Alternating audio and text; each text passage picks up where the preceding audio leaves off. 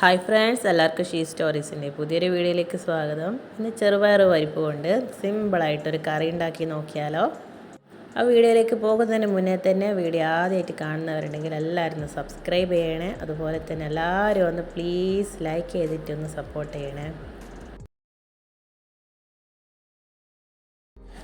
അപ്പോൾ രാവിലെ നമുക്ക് പെട്ടെന്ന് കറി ഉണ്ടാക്കിയെടുക്കാം. അതിന് വേണ്ടി ഞാനിവിടെ ഒരു 100 ഗ്രാം ചെറുപയർ പരിപ്പ് എടുത്തിട്ടുണ്ട്. അത് ഒരു പാനിലിട്ടിട്ട് ഇതുപോലെ കളർ മാറുന്നത് വരെ ഒന്ന് റോസ്റ്റ് ചെയ്തെടുത്തിട്ടുണ്ട്.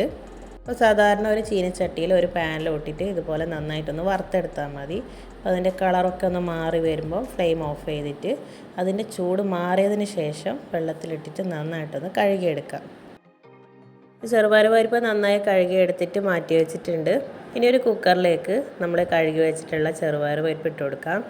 ഇനി ഇതിലേക്ക് ഒരു ചെറിയ സൈസ് ഉള്ളി നീളത്തിലരിഞ്ഞത്, 2 പച്ചമുളക് വലുതാണെങ്കിൽ ഒന്ന് തന്നെ മതിയാവും. പിന്നെ ഒരു തക്കാളി ഇതുപോലെ നീളത്തിലരിഞ്ഞത് കൂടി ഇട്ട് കൊടുക്കുന്നുണ്ട്. ഇതിലേക്ക് 1.5 കപ്പ് വെള്ളവും 1 ടീസ്പൂൺ മുളക് പൊടിയും 1/4 ടീസ്പൂൺ മഞ്ഞൾ പൊടിയും ആവശ്യത്തിനുള്ള ഉപ്പും കൂടി ഇട്ടിട്ട് നന്നായിട്ടൊന്ന് ഇളക്കി കുക്കർ അടച്ച് വെച്ച് നമുക്ക് ഗ്യാസ് ഓൺ ചെയ്തിട്ട് ഒന്ന് വേവിച്ചെടുക്കാം. അപ്പോൾ ആദ്യം ഒരു വിസിൽ വന്നതിന് ശേഷം തീ കുറച്ച് വെച്ചിട്ട് ചെറിയ തീയിൽ തന്നെ ഒരു 6 വിസിൽ വരുന്നത് വരെ വേവിച്ചെടുക്കാം.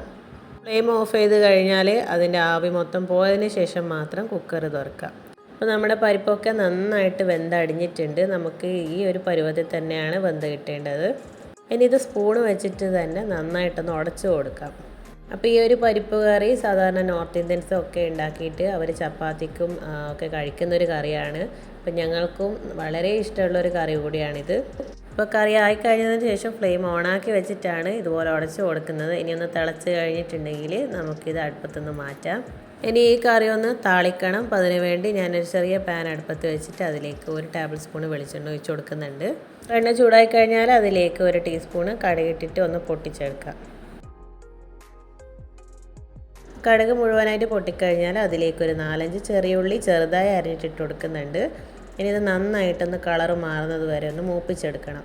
ഉള്ളി ഒന്ന് ലൈറ്റ് ബ്രൗൺ കളറായി വന്നിട്ടുണ്ട്. ഇനി ഇതിലേക്ക് ഒരു 4-5 വെളുത്തുള്ളി അല്ലി ഇതുപോലെ ഒന്ന് ചതച്ചിട്ടിട്ട് കൊടുക്കാം.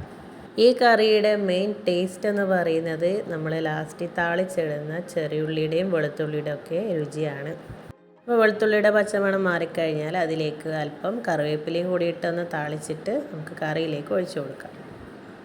ഈ ഒരു താളിക്കൽ സ്കിപ്പ് ചെയ്യാതെ തന്നെ ചെയ്യണം, എന്നാലേ നമുക്ക് ആ കറിയുടെ രുചി കറക്റ്റായിട്ട് കിട്ടുള്ളൂ. അപ്പോൾ എല്ലാവരും മസ്റ്റായിട്ടൊന്ന് ട്രൈ ചെയ്ത് നോക്കുക. നല്ല രുചിയുള്ളൊരു കറിയാണ്. അപ്പം ഞങ്ങൾ സാധാരണ ദോശക്കും ചപ്പാത്തിക്കും ഒറോട്ടിക്കൊക്കെയാണ് ഈ ഒരു കറി ഉണ്ടാക്കിയിട്ട് കഴിക്കാറ്. നിങ്ങൾ ഒരിക്കലും ഉണ്ടാക്കി നോക്കിയാൽ പിന്നെ ഇടയ്ക്കിടയ്ക്ക് ഇത് ഉണ്ടാക്കിക്കൊണ്ടിരിക്കും. ഉണ്ടാക്കാനും വളരെ എളുപ്പമാണ്.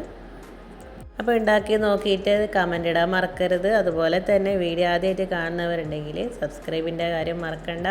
അതുപോലെ തന്നെ എല്ലാവരും ഒന്ന് ലൈക്ക് ചെയ്തിട്ട് സപ്പോർട്ട് ചെയ്യണേ. അപ്പോൾ ഇനി ഇതുപോലുള്ള സിമ്പിളായിട്ടുള്ള റെസിപ്പിക്ക് വേണ്ടി stay tune she stories. Thanks for watching.